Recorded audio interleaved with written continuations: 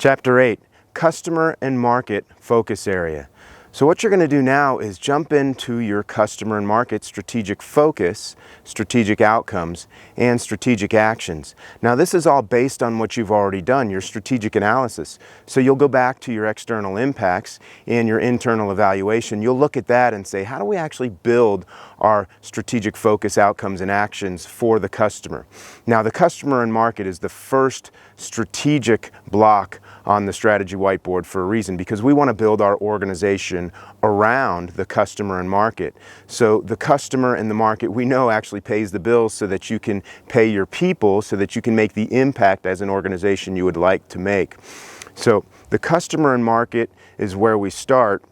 And again, we go back. Remember when you went into your external impacts, you actually identified what was going to impact your customer and your market in the future. You divided that out. In your internal evaluation, you had a customer and market microsystem. So that basically evaluated various different components of your customer and market on a strength and weakness basis. So you'll reference those things in order to bring this forward and start looking into the future.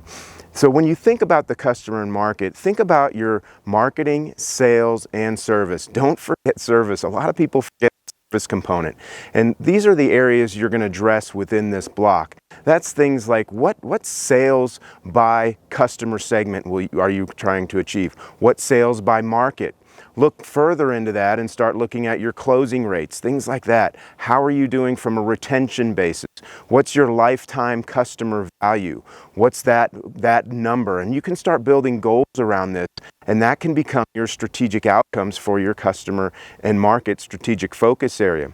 But again, we're leveraging the stuff that you've already done, but we're also setting a foundation for your product, your operations, and your people, and then ultimately your financial outcomes. So make sure you spend some time on the customer and market, because that's really going to drive everything. Who your customer is, what they're going to be doing in the future, how they're going to be connecting with you via technology, where they're going to be. Looking at all those components and then building tangible strategies or tangible outcomes around this so that you can execute on this strategic platform.